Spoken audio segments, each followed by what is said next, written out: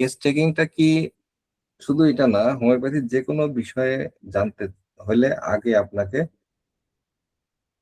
অর্গানন্দ থেকে দেখতে হবে যে এখানে হ্যানিম্যান কি বলছেন। ঠিক আছে, এখানে হ্যানিম্যান কি বলছেন সেইটা আগে ফোকাস করতে হবে, সেটাকে আগে দিতে হবে। সাধারণত কেস টেকিং এর ব্যাপারে হ্যানিম্যান 210 নম্বর অ্যাফোরিজম থেকে 230 নম্বর অ্যাফোরিজমে মানে লাগাতার ভাবে আলোচনা করছেন। ঠিক আছে, দেখেন প্রায় 20টা অ্যাফোরিজম মাত্র। আমি যে ফার্স্ট ইয়ারের ক্লাসে বলতেছিলাম যে মানুষের মতো একটা বুদ্ধিমান প্রাণী, যে নিজের সিদ্ধান্ত নেওয়ার ক্ষমতা যার আছে, এরকম একটা জটিল প্রাণীর চিকিৎসা পদ্ধতি উনি মাত্র 291টা অ্যাফোরিজমের মধ্যে সমাপ্ত করছেন, যার প্রত্যেকটা অক্ষর, প্রত্যেকটা শব্দ, প্রত্যেকটা সেন্টেন্স ইম্পর্টেন্ট। ঠিক আছে, সেই সেই জন্য আপনাদের এবং এটার মধ্যে 20টা অ্যাফোরিজম উনি কেস টেকিং সম্পর্কে বলছেন, তাহলে এটার গুরুত্ব কতটুকু বলেন।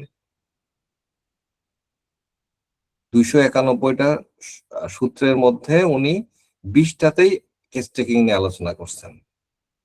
ঠিক আছে, তার মানে এটার গুরুত্বটা বোঝার জন্য আমি বললাম, এটার গুরুত্বটা অপরিসীম। এটাকে উনি খুবই গুরুত্বপূর্ণ মনে করছেন বিধায় 20টা অ্যাফোরিজমে উনি আলোচনা করছেন। ঠিক আছে, যে এত গুরুত্ব হওয়া সত্ত্বেও আমাদের সমাজে যারা চিকিৎসা করেন, ঠিক আছে, তারা এই বিষয়টাকে গুরুত্ব দেন না, যেটা জন্য হোমিওপ্যাথি কমিউনিটিতে একটা ভয়াবহ দুর্যোগ, একটা ভয়াবহ প্রবলেম ক্রিয়েট হয়েছে। ঠিক আছে, জি নাজিম উদ্দিন।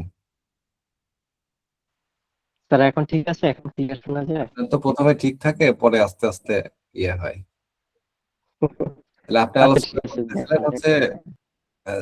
আমি ওই জন্য ইয়ে করতেছিলাম, জি জি জি, আলোচনা খুবই ভালো হয়েছে করতেছিলাম স্যার। একটু ইম্পর্টেন্সটা আমি একটু সংক্ষেপে ইয়ে করি, যেহেতু টাইম অনেক ওভার হয়ে গেছে। হ্যাঁ, জি জি, আচ্ছা, আমি তাতে এইটুক তাতে ভালো হয় বুঝাতে স্যার। চাই, এইটুক বুঝাতে চাই যে আপনাদের আগে বুঝতে হবে যে হ্যানিম্যান এত সংক্ষেপে একটা চিকিৎসা পদ্ধতির গাইডলাইন দিয়ে গেলেন, তার মধ্যে এই 20টা অ্যাফোরিজমে উনি কেস টেকিং এর কথা বলছেন, তার তার কাছে এই জিনিসটা কত গুরুত্বপূর্ণ ছিল। এই জন্য আমাদের আগে অর্গানন থেকে কেস টেকিং এর অ্যাফোরিজম গুলা পড়তে হবে এবং সেগুলা ওয়ার্ড টু ওয়ার্ড আমাদের বুঝতে হবে যে আসলে উনি কি বুঝাইতে চাইছেন।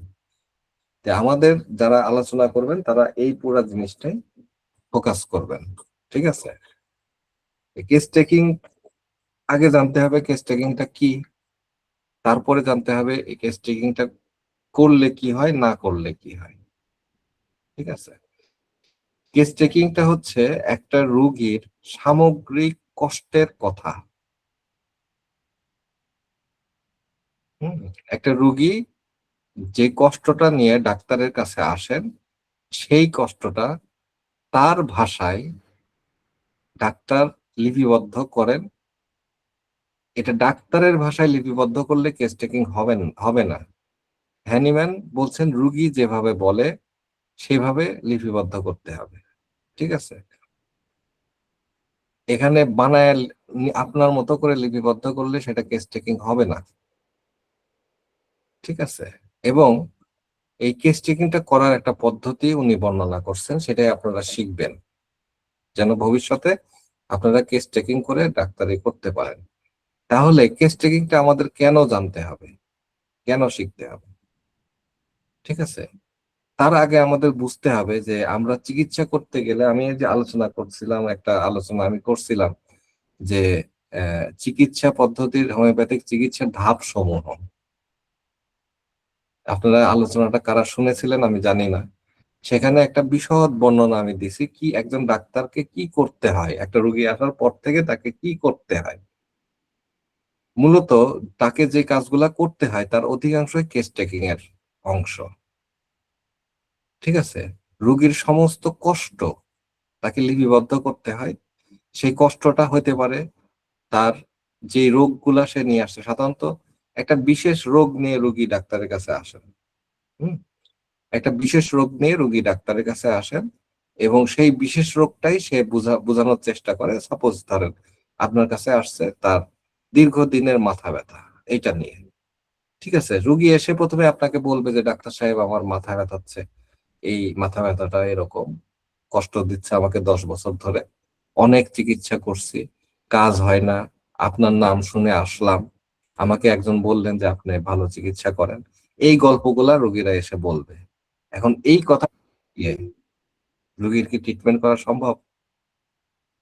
সম্ভব না। যেহেতু দীর্ঘদিনের মাথা ব্যথা, ক্রনিক আপনার হেড পেন, ঠিক আছে, সেহেতু আপনাকে বিবেচনা করতে হবে যে কেন তার মাথা ব্যথাটা হচ্ছে। কারণ মাথা ব্যথা হলে তো 1-2 দিনে সেরে যাওয়ার কথা। 10 বছর ধরে হচ্ছে, তার মানে এটা একটা জটিল পরিস্থিতি। তাহলে সেই জটিল পরিস্থিতিটা বের করতে গেলে আমাকে যেটা করতে হবে সেটা হচ্ছে তার জন্য একটা উপযুক্ত ওষুধ খুঁজে বের করতে হবে। সেই উপযুক্ত ওষুধটা কি? সেই উপযুক্ত ওষুধটা হচ্ছে যেন তার সামগ্রিকতার, সমস্যার সামগ্রিকতার সাথে একটা ওষুধের সামগ্রিকতা মিলে যায়। রুগীর পার্সোনালিটির সঙ্গে, তার ইন্ডিভিজুয়ালাইজেশনের সঙ্গে একটা ওষুধের ইন্ডিভিজুয়ালাইজেশন যেন মিলে যায়। এই কাজটা করতে গেলে আমাকে তার সমস্ত কথা শুনতে হবে। সেই সমস্ত কষ্টের কথা কি, সে শুধু মাথা ব্যথা নিয়ে আসছে। কিন্তু আপনাকে যেটা করতে হবে সেটা হচ্ছে তার নাম, ঠিকানা, বয়স, এগুলো তো প্রাসঙ্গিক। এগুলোর পাশাপাশি আপনাকে জানতে হবে তার পারিবারিকভাবে, ঠিক আছে, তার ফ্যামিলিতে কি কি ধরনের ডিজিজ আছে, বিশেষ করে তার রক্তের সম্পর্কীয় ব্যক্তিদের কি কি ধরনের ডিজিজ আছে, ঠিক আছে, সেইটা আপনাকে তার কাছে জানতে হবে। তাকে জিজ্ঞাসা করতে হবে আপনার দাদার কি রোগ ছিল সম্পর্কে আপনি জানেন, আপনার নানার কি রোগ ছিল সম্পর্কে জানেন, আপনার বাবা মায়ের কি রোগ ছিল সম্পর্কে আপনি জানেন। তাদের এই রোগের ইতিহাসগুলো আপনাকে তার কাছ থেকে জানতে হবে। তারপরে তার কাছ থেকে জানতে হবে কি ছোটবেলা থেকে সে কি কি রোগ তার হয়েছে সেগুলো জানতে হবে। আর জানতে হবে তার অতীতে কোনো ধরনের শখ, মানসিক শখ, শারীরিক শখ এগুলা আছে কিনা, মানসিক কষ্ট আছে কিনা। ঠিক আছে, দেখা যাচ্ছে এমন হতে পারে যে 10 বছর আগে তার হাজবেন্ড তাকে এমন একটা কথা বলছিল যে কথাটাতে সে এত কষ্ট পাইছে, সেই কষ্ট থেকে তার মাথা ব্যথা শুরু হয়েছে। হতে পারে। অথবা হতে পারে যে একজন মানুষ 10 বছর আগে ব্যবসায় লস খাইছে, এমন লস খায় সে পথের ফকির হয়ে গেছে, তারপর থেকে তার মাথা ব্যথা শুরু হয়ে গেছে, সেটা আর সারে না। এক একজন মানুষের ক্ষেত্রে আপনার বৈশিষ্ট্য হবে একই রকম, এক এক রকম। এইগুলা আপনাকে খুঁটায় খুঁটায় জিজ্ঞাসা করতে হবে সে ব্যক্তি হিসাবে সে কেমন, সে কি পছন্দ করে কি অপছন্দ করে, ঠিক আছে, তার শীত ভালো লাগে না গরম ভালো লাগে, টক ভালো লাগে না মিষ্টি ভালো লাগে, এরকম নানাবিধ বিষয়গুলা ধাপে ধাপে আপনাকে জিজ্ঞাসা করতে হবে এবং সেগুলা ঠিক আছে।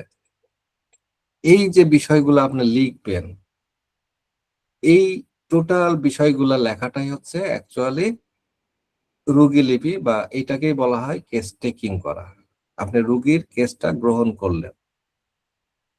এই সব লেখার পরে তখন আপনার কাছে, যখন আপনি সবগুলা বিবেচনা করবেন এবং এর ভিতরে কোনটা গুরুত্বপূর্ণ সিমটম, কোনটা কম গুরুত্বপূর্ণ সিমটম, কোনটা মেন্টাল জেনারেল, কোনটা ফিজিক্যাল জেনারেল, কোনটা আপনার তার ডিজায়ার, কোনটা তার আপনার ইয়ে আছে, এই, আহ, তার যে কাতরতা, ঠিক আছে, অর্থাৎ টোটাল মানুষটার একটা চিত্র তৈরি হবে যে এই মানুষটা দেখতে এই রকম। ঠিক আছে, এই মানুষটার সাথে এখন আমি মিলাইতে পারি কি, আমার এই মানুষটার সাথে মিলতেছে পালসেটিলা। ঠিক আছে, আবার এই মানুষটার সাথে আমার কখনো মনে হচ্ছে যে এই মানুষটা তো নেট্রামিওর। ঠিক আছে, আবার আমার মনে হতে পারে এই মানুষটা তো লাইকোপডিয়াম। ঠিক আছে, আমার মনের মধ্যে বিভিন্ন প্রশ্ন তৈরি। তারপরে আমি তাকে শিওর হওয়ার জন্য আমি আরো কোশ্চেন করব। আরো জানতে চাইবো, আরো বুঝতে চাইবো, আরো গভীরে যাইতে চাইবো তার কাছে। এই টোটাল জিনিসটা, এবং যত গভীরে যাব আমি সেগুলো নোট ডাউন করব, লিখবো। টোটাল জিনিসটাই হচ্ছে কেস টেকিং। এখন আমি এটা কেন করলাম? আমার প্রথম উদ্দেশ্য ছিল তার জন্য একটা উপযুক্ত ঔষধ নির্বাচন করা।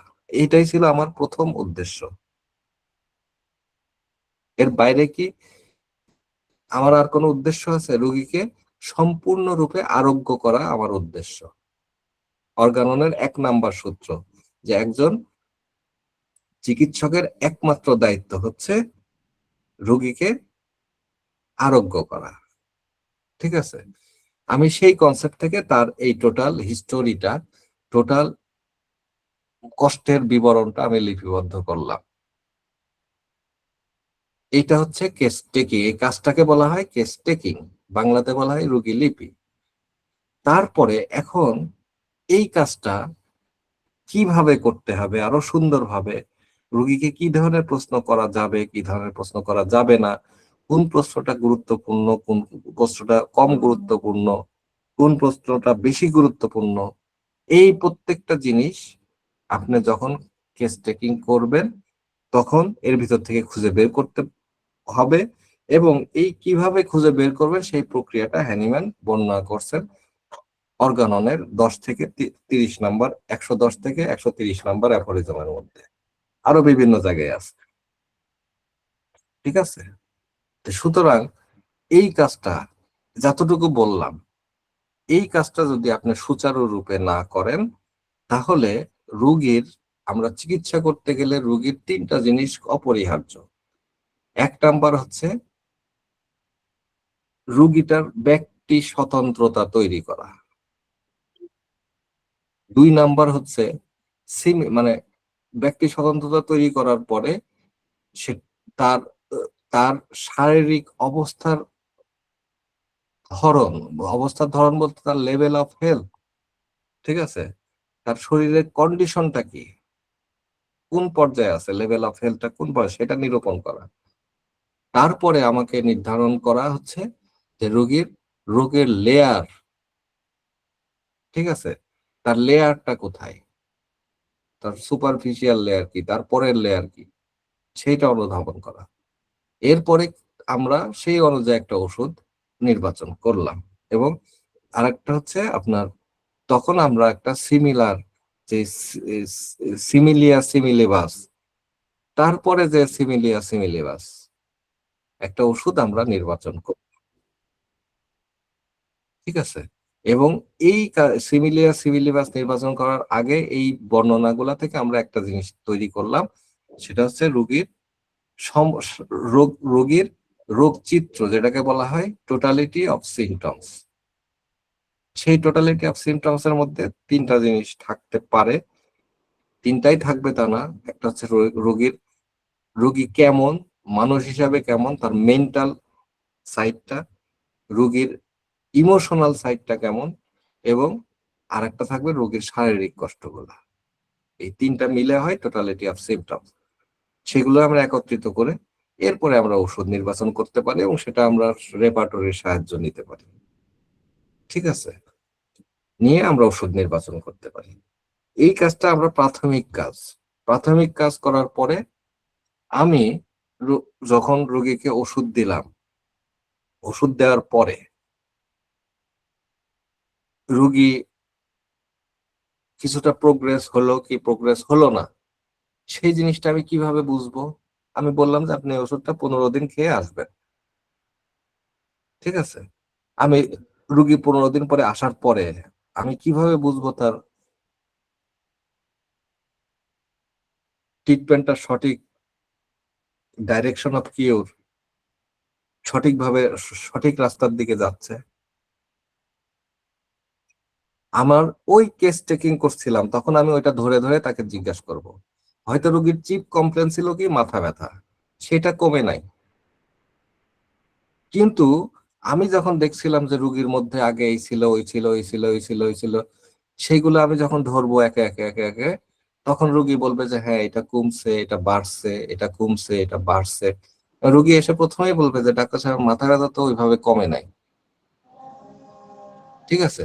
আপনি যখন টোটাল জিনিসটা, তখন আপনি একটা কোশ্চেন করবেন, আপনার মাথা ব্যথার কি ইন্টেন্সিটি একই রকম আছে, তীব্রতা কি একই রকম আছে? আগে সারাদিনে কতবার মাথা ব্যথাইতো, কতক্ষণ মাথা ব্যথাইতো, এখন কি সেই একই পরিমাণ আছে? যখন আপনি আরো গভীর ভাবে প্রশ্ন করবেন, দেখবেন তখন বলবে যে না, আগে আমার যে পরিমাণ মাথা ব্যথা হতো সহ্য করতে পারতাম না, এখন সহ্য করা যায়। অর্থাৎ ইন্টেন্সিটি একটু কমছে, বাট মাথা ব্যথা সারে নাই।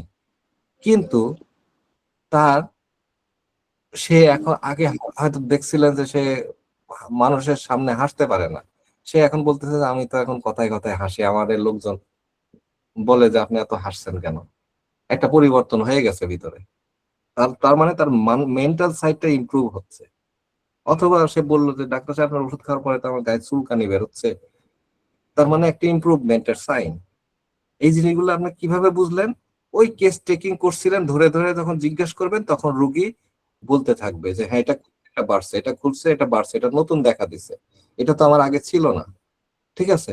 তখন আপনি দেখবেন যে অতীতে আপনার কি ছোটবেলায় এটা ছিল, রুগী হয়তো প্রথম দিন বলতে ভুলে গেছে, তখন হয়তো সে বলবে যে হ্যাঁ, আমার একবার ছোটবেলায় এটা হয়েছিল। ঠিক আছে? অর্থাৎ তার ভিতরে এটা চাপা পড়েছিল, বের হয়ে আসছে। এইভাবে আপনি যদি কেস টেকিং না করেন, তাহলে আপনি কিভাবে জাজ করবেন যে রুগী ভালো হচ্ছে না খারাপ হচ্ছে? M I clear? আর কোনো অপরচুনিটি আছে, সুযোগ আছে, যদি কেস টেকিং না করেন এটা বোঝার আর কোনো সুযোগ আছে? আপনি কি মনে, আপনি সারাদিনে 20টা রুগী দেখেন, আপনি কয়টা রুগীর ঘটনা মাথায় রাখতে পারবেন? অথবা আপনি যদি কেস টেকিং পুরাপুরি না করেন, আপনি যদি আংশিক কেস টেকিং করেন, ঠিক আছে, তাহলে রুগী এসে কোনটা নতুন বের হলো, কোনটা আগে ছিল, কোনটা এখন নতুন হয়েছে, কোনটা কমছে, কোনটা বাড়ছে, আপনি কিভাবে বুঝবেন? আপনি লিখলেন যে রুগীর মাথা ব্যথা ডান সাইডে, মাথা ব্যথা দীর্ঘ 10 বছর ধরে অনেক ডাক্তার দেখাইছে, ওষুধ খাইছে, ইয়ে হয়নি, এরকম 4-5টা জিনিসগুলা মাথা ব্যথার সময় তার এই হয় ওই হয়, কয়েকটা জিনিস লিখলেন, সব মাথা ব্যথা। এখানে ব্যক্তি স্বতন্ত্রতা পাইলেন না, কিছু না, একটা ওষুধ দিয়ে দিলেন মাথা ব্যথার লক্ষণ দেখে। ঠিক আছে? তাহলে কি হলো? আপনি পরের দিন তো ধরতেই পারবেন না যে আপনার ওষুধটা কাজ করছে কি করে নাই, বা করলেও কতটুকু করছে। আপনার রাস্তাটা কি? আপনি কিভাবে মিলাবেন হেরিং এর ল,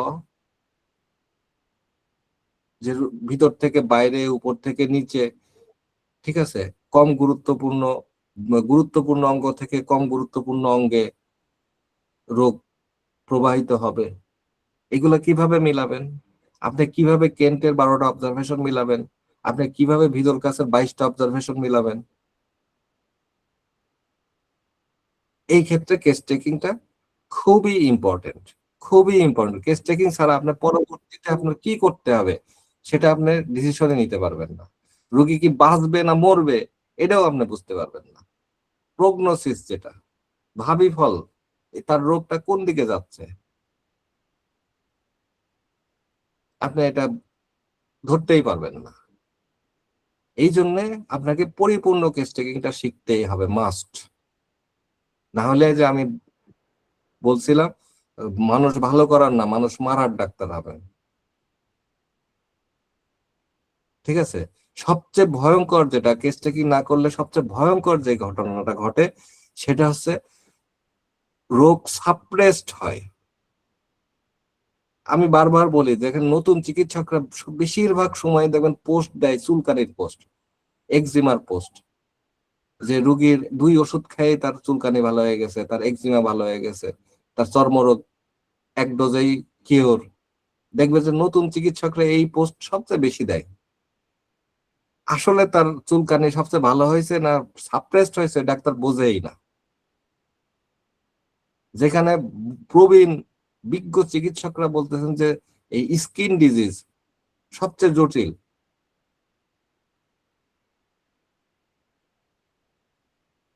আমি কয়েকদিন আগের একটা ঘটনা, একজন প্রবীণ ডাক্তার, অন্তত সে 20 বছর ধরে হোমিওপ্যাথি প্র্যাকটিস করে, একজনকে ওষুধ দিছে, তার ওষুধ একদম সিলেকশন সঠিক, কিন্তু সম্ভবত সে পরিপূর্ণ কেস টেকিং করে নাই। রোগীর গায়ে স্কিন ডিজিজ হয়ে ভরে গেছে, রোগী অসহ্য রোগীর ব্যথা জ্বর চলে আসছে, এবং যত ওষুধ খাই ততই স্কিন ডিজিজ আরো বেড়ে যাচ্ছে। ঠিক আছে, বাড়তে বাড়তে এমন অবস্থা হয়েছে যে রোগী এখন ডিসিশন নিচ্ছে এলোপ্যাথি ডাক্তারের কাছে যাবে। তো সামহাও কোনোভাবে আমার সঙ্গে কথা হলো, আমি বললাম আপনি আগে হোমিওপ্যাথি ওষুধ বন্ধ করেন। ঠিক আছে, উনি হোমিওপ্যাথি ওষুধ বন্ধ করলো, করার 2 দিন পরে আমাকে ফোন দিছে যে স্কিন ডিজিজ এখন সহনীয় পর্যায়ে আসতেছে, ব্যথা কমে গেছে। অর্থাৎ তার রুগীকে সে সঠিক ওষুধটাই দিছে, কিন্তু সে ওষুধের ম্যানেজমেন্ট করতে পারে নাই। কোথায় থামতে হবে, আপনি গাড়িতে ফিফথ গিয়ার আছে বলে ফিফথ গিয়ারে চালায় দিবেন, রাস্তায় কোথাও ব্রেক করবেন না। ঠিক আছে, কখনো থার্ড গিয়ার ফোর্থ গিয়ারে আসবেন না। ঠিক আছে, তা তো হইতে পারে না। হোমিওপ্যাথিতে এভাবে কেস টেকিং সঠিকভাবে না করলে এই ঘটনাগুলাই ঘটবে। আপনাকে কোথায় থামতে হবে, কোথায় গিয়ার আপ করতে হবে, কোথায় টার্ন নিতে হবে, কোথায় ইউ টার্ন নিতে হবে, এগুলা কিছুই বুঝবেন না। আর কি হবে, আর যেটা হবে, রুগীর প্যালিয়েশন হবে, ভুল ট্রিটমেন্ট দিবেন, রুগীর ভিতরে রোগ সাপ্রেসড হয়ে যাবে, আপনি মনে করবেন ভালো হয়ে গেছে। ঠিক আছে, 5 বছর পরে বা 1 বছর পরে দেখা যাচ্ছে রোগীর ওই রোগটা হয় আবার ফিরে আসবে, অথবা ওর থেকে আরো বড় ধরনের রোগ হবে। এই যে যারা বলছিলাম, যারা স্কিন ডিজিজের ছবি তুলে 1 ডোজেই ভালো, 2 ডোজেই ভালো, এটা অনেকটা ইম্পসিবল ব্যাপার। ভিতল কাসের মতো একজন চিকিৎসক, যিনি ওয়ার্ল্ডের বর্তমানে যাকে হ্যানিম্যান বলা হয়, আধুনিক যুগের হ্যানিম্যান বলা হয়, তার একটা স্কিন ডিজিজের কেস উনি 3 বছর ধরে ট্রিটমেন্ট করছেন, 3 ইয়ার্স।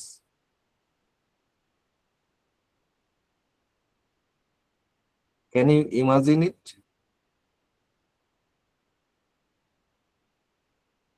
ঠিক আছে,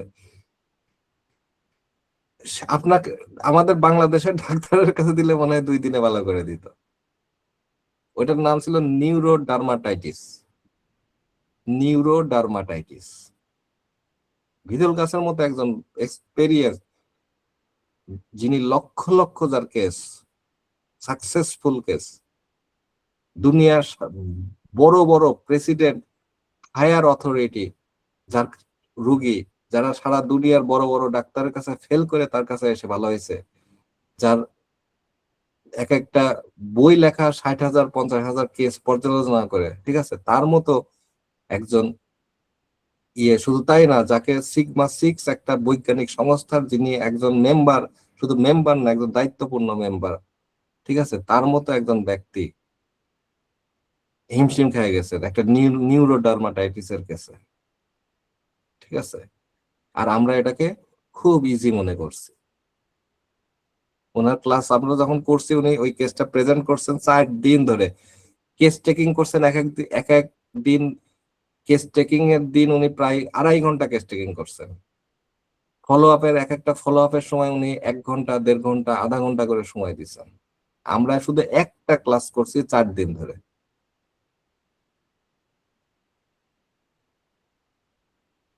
পরে সে ভালো হয়েছে। হুম।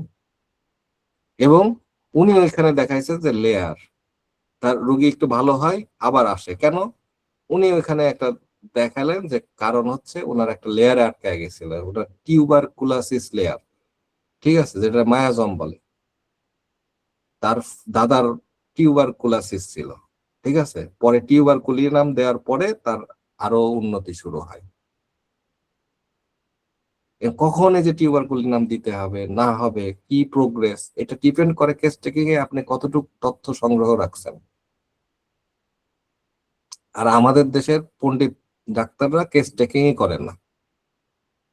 ঠিক আছে, কেন করে না, এখন প্রশ্ন হচ্ছে এটা।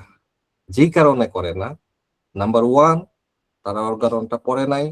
নাম্বার টু, তাদের কলেজে সেই শিক্ষাটা দেওয়া হয় নাই। নাম্বার থ্রি, তারা শর্টকাটে ডাক্তার হইতে গেছে।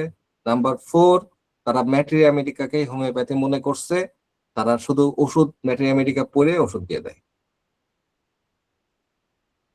কিন্তু প্রপার নিয়মে কেস টেকিং করলে তারা দেখতো যে এই মানুষটা এই রকম, এই রোগটাকে আমি এত দূর করতে পারবো, এই রোগটা সারানো সম্ভব, এটা সম্ভব, এই রোগটা আপনার প্যালিয়েশন দিতে হবে প্রথমে। এই লোকটাকে প্রথমে, যেমন একটা ক্যান্সারের রোগী 4th স্টেজে আসছে, আপনার তার প্যালিয়েশন দিয়ে শুরু করতে হবে।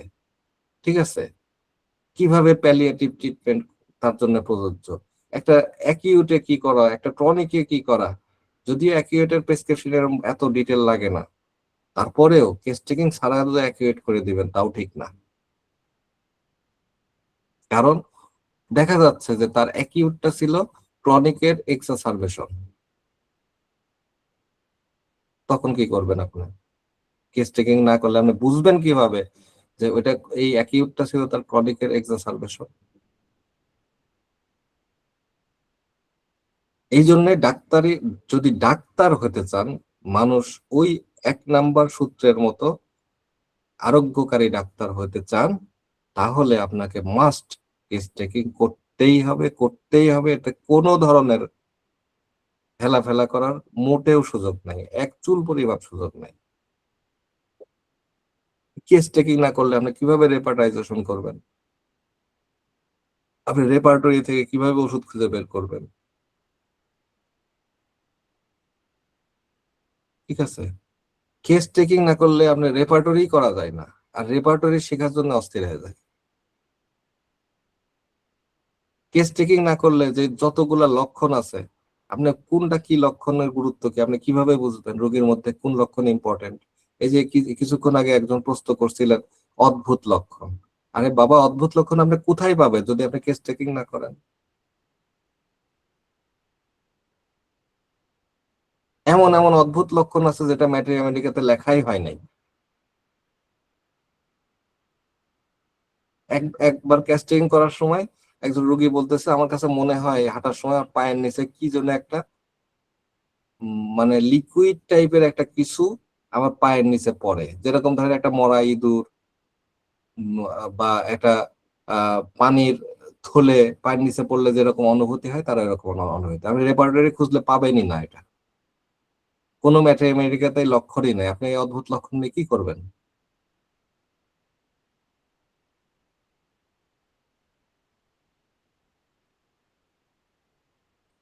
এটা গেল প্র্যাকটিক্যাল কাজে রেপার্টরির গুরুত্ব।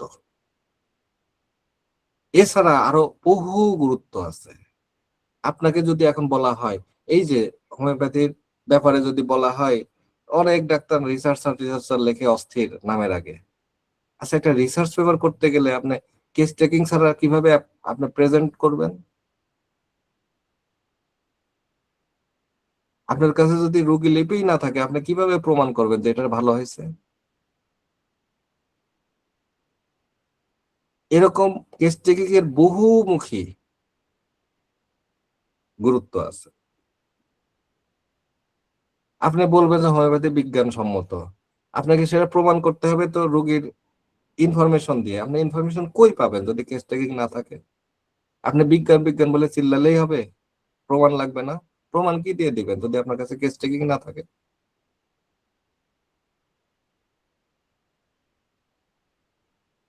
এই জন্য কেস টেকিং আদা জল খেয়ে শিখতে হবে। সায়েন্স স্যার বলেন, একজন রুগী, একজন চিকিৎসক তখনই ভালো কেস টেকার হয় সে যখন 1,000, মিনিমাম 1,000টা কেস টেকিং করে। আপনাকে বুঝতে হবে আপনি একটা মানুষের ট্রিটমেন্ট করছেন, একটা মানুষ কেমন সেটা আপনাকে বুঝতে গেলে এত সহজেই বুঝে ফেলবেন? আপনি এত হানিম্যানের থেকে এত পণ্ডিত হয়ে গেছেন যে 2-4টা কথা শুনে আপনি বুঝে ফেলেন, ও এটা এটা এটা।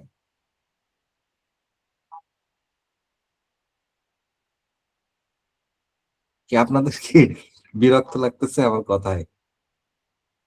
না স্যার, সুন্দর কথা বলতেছেন স্যার। না স্যার, বিরক্ত লাগতেছে না স্যার, ভালো এই লাগতেছে, যথেষ্ট এই ভালো জন্য লাগছে। আপনাকে বুঝতে হবে যে what is the importance of case taking. Case taking এর গুরুত্বটা কি এটা আগে বুঝতে হবে। আপনি যদি গুরুত্ব না বুঝতে পারেন তাহলে আপনি কেস টেকিং শিখতে পারবেন না, আপনি হোমিওপ্যাথিতে শিখতে পারবেন না। কেস টেকিং মানে হোমিওপ্যাথির দরজা দিয়ে আপনি কেবল ঢুকলেন।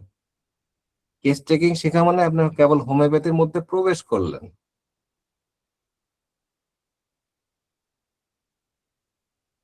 ঠিক আছে? এবং এই কাজটাই আপনারা আমাদের ক্লাসগুলোতে শিখবেন, এখন যদি প্রশ্ন আসে যে কেস টেকিং কি এবং কেস টেকিং এর গুরুত্ব বর্ণনা করো, আপনারা অ্যান্সার করতে পারবেন না? জি স্যার, পারবো ইনশাআল্লাহ। স্যার। ইনশাল্লাহ নিজের এই ভাষায় বলতে প্রশ্নগুলাই পারবো স্যার। এই প্রশ্নগুলাই আসে, তারপরে স্যার আপনাদের নোট দিয়ে দিবেন, ঠিক আছে? এবং আমরা এরপরে ধাপে ধাপে, যেহেতু আজকে টেকনিক্যাল প্রবলেমের কারণে আমি ক্লাসটা নিলাম, আমার ক্লাস নেওয়ার কথা ছিল না, আর আমার কোনো ক্লাস তো মুখস্থ না বা নোট করাও না, আমি ইনস্ট্যান্ট ক্লাস নিলাম, ঠিক আছে? আর আমার একটা প্রশ্ন ছিল স্যার টেস্টিং এর ব্যাপারে। হ্যাঁ বলেন। স্যার টেস্টিং এর ব্যাপারে যে জিনিসটা সবসময় বেশি আমরা ফেস করি সেটা হলো আপনার স্যার ওই এই ডাক্তারি ইতস্তর করে টেস্টিং এ নেওয়ার ব্যাপারে, যেমন যৌন বিষয়ক প্রবলেম গুলি। তো এইখানে কৌশলটা কি অবলম্বন করবো স্যার, কিভাবে কৌশল রোগীকে কিছু না, আপনার এটার কৌশল হচ্ছে আপনার ওই যে 1 নাম্বার সূত্র। আপনাকে অর্গানের 1 নাম্বার সূত্রটাই বোঝেন নাই। না, না, আমি আমি বলতে চাই স্যার ওই যে রুগী তো ইতস্তর করে বলে না যৌন বিষয়গুলি, তখন না, আমি এটা ডাক্তার হিসাবে আপনাকে কিভাবে কৌশল অবলম্বন করে প্রশ্ন করলে সে উত্তরটা দিবে আমরা এই আমরা টেস্টিং যে- এর আমরা পদ্ধতি। আমরা যেভাবে কেস টেকিং করি সেটা হচ্ছে রোগীকে এটাকে বলা হয় কাউন্সিলিং, ঠিক আছে? আমাদের কাছে প্রথমে যখন রোগী আসে তাকে কিছু বক্তব্য আমরা আগে শোনাই। তার ভিতরে একটা বক্তব্য হচ্ছে, রোগী ছেলে হোক আর মেয়ে হোক, আমরা যে বক্তব্যটা প্রথমে শোনাই তাকে, সেটা হচ্ছে যে দেখেন, একজন আপনি আসছেন আমার কাছে চিকিৎসা নেওয়ার জন্য। আপনি যদি কোনো হোমিওপ্যাথিতে সাধারণত ডায়াগনস্টিক রিপোর্ট টিপোর্ট এইগুলার থেকে বেশি ইম্পর্টেন্ট হচ্ছে আপনি যেটা বলবেন সঠিকভাবে সেইটা। আপনি যতটা সঠিক তথ্য দিবেন আপনার চিকিৎসা তত ভালো হবে। আপনি যদি কোনো ভুল তথ্য দেন, কোনো কিছু গোপন করেন, তাহলে বাবা আমি আপনার চিকিৎসা করতে পারবো না, আপনি অন্য জায়গায় যাইতে পারেন, ঠিক আছে? এই কথা বলে নিব। এইটা আমরা আমরা বলি, আমি প্র্যাকটিক্যাল বলতেছি, আমরা এটা বলি, আমরা রুগীকে এটা বলি, অলরেডি এটা প্র্যাকটিস, আমরা বলি যে আপনি যদি কোনো তথ্য ঠিক মতো না দেন, এখানে আপনার কোনো, আমরা আপনার যৌন বিষয়ক সমস্যা জানতে চাইতে পারি, আপনার ব্যক্তিগত অনেক তথ্য জানতে পারি, তবে আপনারা নিশ্চিত থাকেন আপনার এই তথ্য আপনি ছাড়া আর কেউ জানবে না। আপনি যদি অনুমতি দেন তাহলেই কেউ জানবে, তাকে এই গ্যারান্টিটাও দিতে হবে। আমরা এভাবে বলি যে আপনি আমার কাছে বলবেন, এই তথ্যটা শুধু আমার কাছেই থাকবে, ঠিক আছে? এই জন্য আপনি কাইন্ডলি যদি সঠিকভাবে বলতে পারে তাহলে আমরা আপনাকে চিকিৎসা দিতে পারি, না হলে আমার পক্ষে সরি বলা ছাড়া কোনো উপায় নাই। এইটাকে বলা হয় কাউন্সিলিং। রুগী তখন চিন্তা করে যে না, আমার গোপন তথ্য কোথাও যাবে না, সেই গ্যারান্টি আমি পাইলাম, ঠিক আছে? রোগীকে আশ্বস্ত করতে হবে যে এই বিষয়গুলো আমি কাউকে প্রকাশ করবো না, তাহলে আপনি রোগী হয়তো। আপনি আপনার অনেস্টিটা তার কাছে তুলে ধরতে হবে এবং আপনার অ্যাবিলিটিটা তার কাছে তুলে ধরতে হবে, এবং আপনি সত্যি সত্যি যে পারবেন না, আপনি শুধু টাকার জন্য বসেন না, আপনার মানুষ সুস্থ করার জন্য বসছে, তার প্রমাণ হচ্ছে যে আপনি যদি না বলেন তাহলে আমার পক্ষে চিকিৎসা করা সম্ভব না, এই কথাটাই তো যথেষ্ট।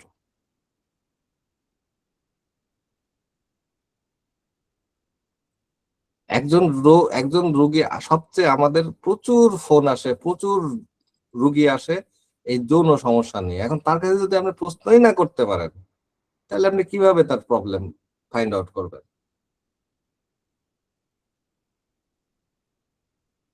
এবং আমি প্রথমে যে কথাটুকু বললাম, আমরা রুগীকে এইভাবে আগে কাউন্সিলিং করে দিই।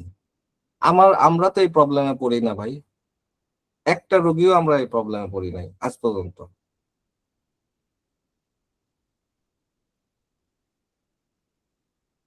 এই কেস টেকিং নিয়ে অনেক মিথ, ভুল ধারণা প্রচলিত আছে। বেশিরভাগ ডাক্তারদের একটা অভিযোগ পাবেন যে রুগীরা বলতে চায় না, এটা টোটালি ভুল। আমি তার প্রেক্ষিতে বলবো যে আপনি কেস টেকিং করতে জানেন না, আপনি অর্গানন পড়েন, হ্যানিম্যান শিখাই দিয়েছেন কি করতে হবে আপনাকে, রুগীর সাথে কিভাবে কথা বলতে হবে সেটাও আপনি পাবেন অর্গানন।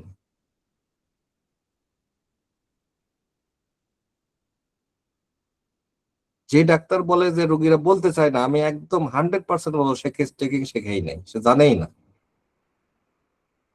কেন রোগীরা বলবেন না? একজন ট্রিটমেন্ট নিতে আসছে, আপনি আপনার প্রবলেম বলবেন না? এবং আপনি কেস টেকিং করতে করতে বুঝতে পারবেন যে রোগী কিছু গোপন করতেছে।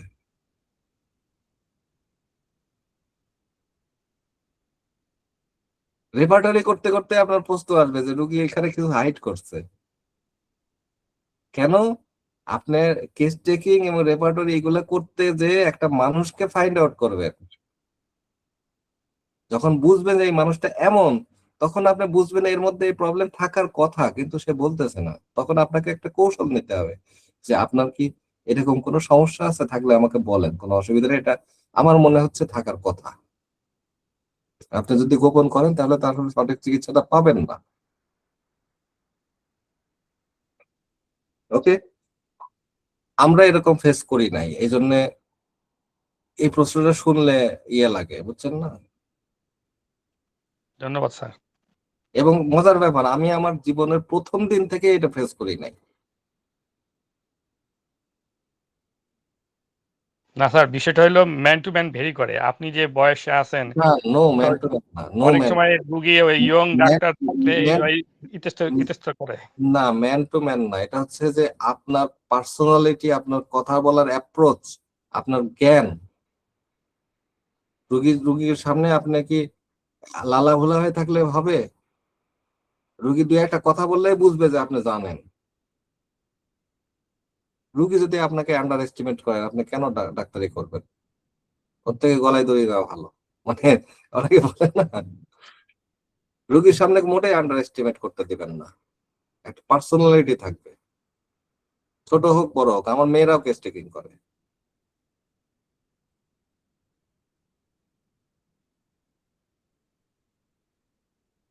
ওকে, হ্যাভ এনি কোশ্চেন? আর কোনো কোশ্চেন আছে? আমি ক্লাস আজকে এই পর্যন্তই সীমাবদ্ধ রাখলাম। আগে বোঝেন হোয়াট ইজ কেস টেকিং এবং what is the importance of case taking.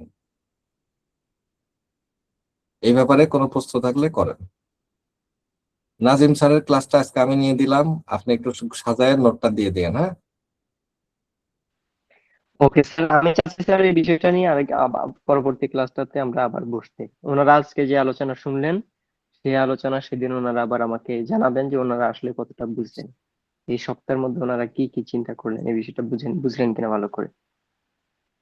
কারণ স্যার হোমিওপ্যাথি চিকিৎসার যে নগর বা যে জগৎ, এই জগতের গেইটটাই হলো কেস টেকিং।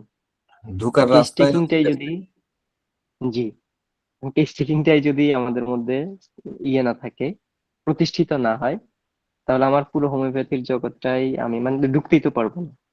যেটাকে আমি আচ্ছা, হোমিওপ্যাথি বলবো যাই ওটা হোক, কল্পনা প্রসূত শুধু। যেহেতু ক্লাসটা আমি নিচ্ছিলাম, আমি একটু শেষ করে দিই। একটা কথা এখানে বলি, অলরেডি মানে সময় ইয়ে হয়ে গেছে, আমি শুধু আপনাদের বলি একটা কথা। আপনারা, আমরা আসলে কিছু কিছু ক্ষেত্রে কিছু কথা বলতে ইতস্ত বোধ করি, ঠিক আছে। তার ভিতরে একটা হচ্ছে সত্যিকার অর্থেই আপনাদের জন্য ডাক্তার শাহিদ মাহমুদ স্যারের লেখা হোমিওপ্যাথিক কেস টেকিং ও ফলো আপ ম্যানেজমেন্ট, এই বইটা খুবই ইম্পর্টেন্ট, খুবই ইম্পর্টেন্ট। বাংলাদেশে কেস টেকিং এর উপরে এত ভালো বই, আমাদের নিজস্ব বই বলে আমি বলতেছি না, এত ভালো বই দ্বিতীয়টা নাই, ঠিক আছে, বাংলা ভাষায় লেখা। আপনারা এই বইটা কালেক্ট করতে পারেন, যেহেতু আমাদের নিজস্ব জিনিস, এই জন্য আমি আপনাদের ওইভাবে উৎসাহিত করতে পারি না। কারণ অলরেডি একটা সোশ্যাল প্ল্যাটফর্মে আমাকে কেউ না জানে, সেকেন্ড ইয়ারের একটা স্টুডেন্ট অলরেডি যে লিখছে আমরা নাকি বই বিক্রির উদ্দেশ্যে কোচিং করাচ্ছি, ঠিক আছে। অলরেডি সোশ্যাল মিডিয়ার একটা প্ল্যাটফর্ম আমাদের হোমিও ডাইজেস্টে যে সে ওপেনলি কমেন্ট করছে।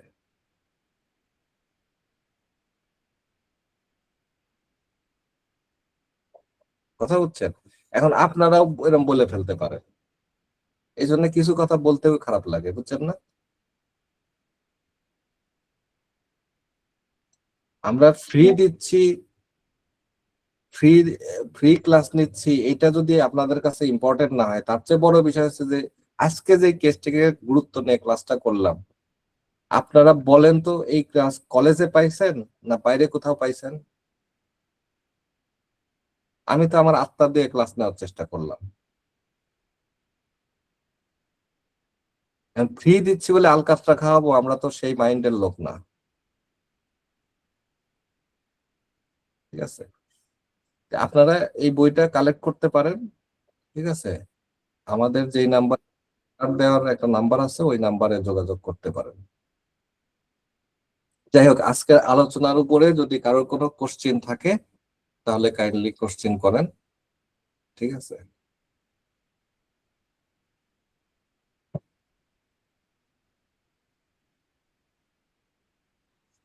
আচ্ছা স্যার, এই ফাঁকে আমি একটা কথা বলি। এই বইটা আমি আমি যেহেতু এই ক্লাসটা নিচ্ছি বা নিব, কাজে আমি আপনাদেরকে এই কথাটা বলতে বাধ্য যে আপনারা এই বইটা কিনতে হবে বা সংগ্রহে রাখতে হবে, কারণ আমি এটার কোনো বিকল্প বই জানি না। এই বইটা আপনারা প্রথম যে প্রথম তিন অধ্যায় আপনারা পড়বেন, পড়ে এবং আজকের যে ক্লাসটা হলো এই ক্লাসটাও আপনারা রেকর্ডিং শুনবেন। পরবর্তী যে ক্লাস হবে সেই ক্লাসে আমাদের আলোচনা এটুকুকে ঘিরে হবে, এবং পাশাপাশি আমরা এই আলোচনাকেই হয়তো একটু একটু এক্সটেন্ড করব, কিন্তু আমাদের আলোচনা এইটুকু না পড়লে আপনারা আলোচনাটা ভালো করে বুঝবেন না, মানে যে উদ্দেশ্যে আমরা আলোচনা করছি সেই উদ্দেশ্যটা পূরণ হবে না। আপনারা এই বইটা কালেক্ট করতে পারলে ভালো, কারণ এই ছাড়া আমার কাছে বিকল্প কোনো বই জানা নেই। ঠিক আছে, আমি পাঠক হিসেবেই বলি। এই, যেহেতু সময় শেষ, নয়তো আমি এখান থেকে আরো দুটো কথা বলতাম। যাই হোক, আজকে তো ক্লাসটা নিতে পারিনি, আমি আগামী ক্লাসে ইনশাল্লাহ আমরা এই আলোচনা করব। আপনারা সবাই বইটা কিনবেন, আমি এটা গ্রুপে দিয়ে দিব।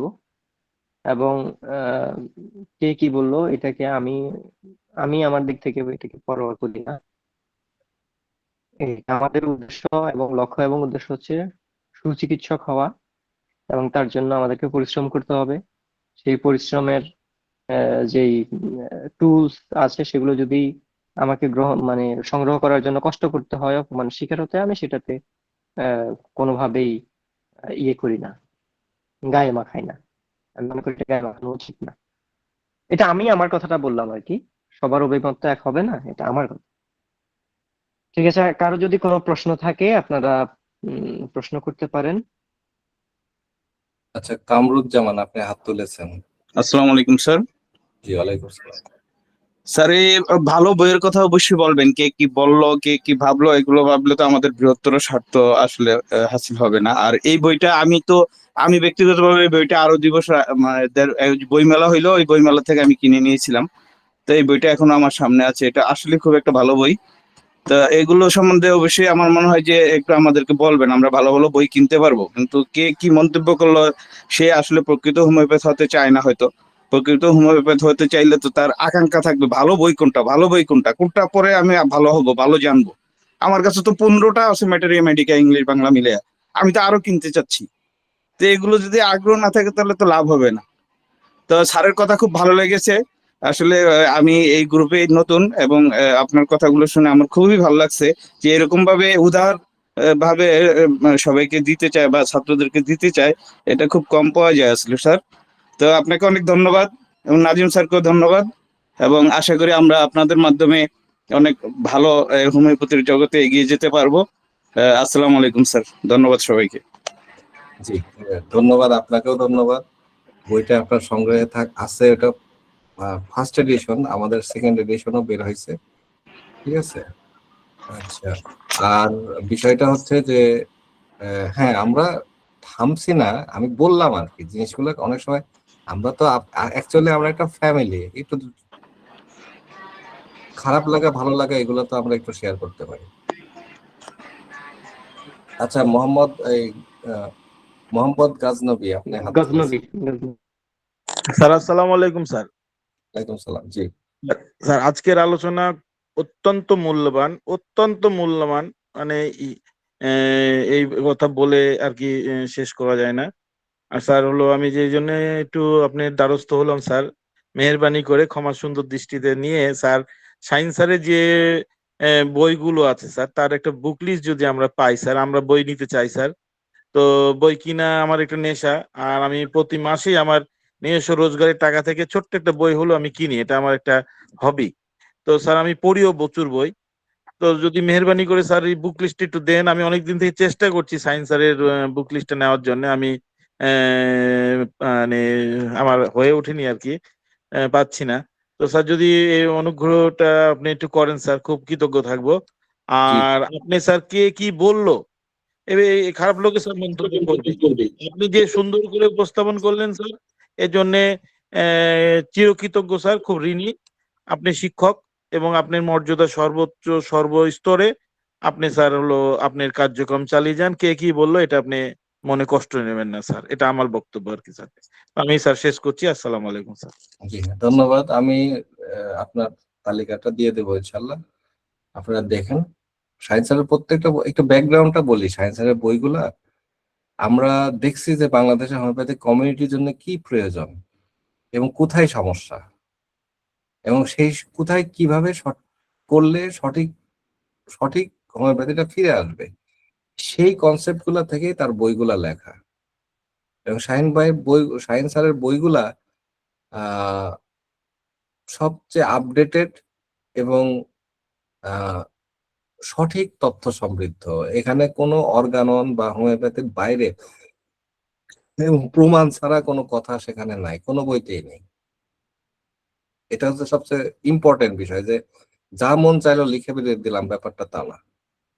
এবং বাংলাদেশের হোমিওপ্যাথিক কমিউনিটির দুরবস্থার পিছনে আরেকটা ভয়াবহ কারণ, যার যেমনে মন চায় বই লিখে ফেলতেছে, তার ভিতরে রেফারেন্স ঠিক আছে কি নাই এই ব্যাপারে কোনো ঠিক নাই, যা মন চাইলো লিখে ফেললাম। ঠিক আছে, তো যাই হোক, আপনারা ধৈর্য ধরে ক্লাস করছেন, আপনাদের আগ্রহ আছে হোমিওপ্যাথির প্রতি, এটাই সবচেয়ে বড় বিষয়। আমাদের যদিও ফোর্থ ইয়ারের গ্রুপে স্টুডেন্টের সংখ্যা কয়েকশো, সেখান থেকে অল্প কিছু স্টুডেন্ট আমরা পেয়েছি, এটাই আমাদের জন্য খুশির বিষয়। আর দ্বিতীয়ত, এই আজকের ক্লাসের ভিডিওটা আমরা আগামীকালকে আপনাদের গ্রুপে লিংক দিয়ে দিব। আপনারা যারা আবার শুনতে চান শুনতে পারবেন, এবং যারা শোনেন নাই তারাও শুনতে পারবেন। তো ঠিক আছে, আজকের মতো এখানেই আমরা সমাপ্ত করছি। আশা করি আগামী ক্লাসে আপনাদের সঙ্গে আবার সাক্ষাৎ হবে। সেই পর্যন্ত সবাই সুস্থ থাকবেন এবং ভালো থাকবেন, নিরাপদে থাকবেন, এই প্রত্যাশা করছি। আল্লাহ হাফেজ, শুভরাত্রি। আল্লাহ হাফেজ, সবাইকে শুভরাত্রি। এখন তো ক্লাস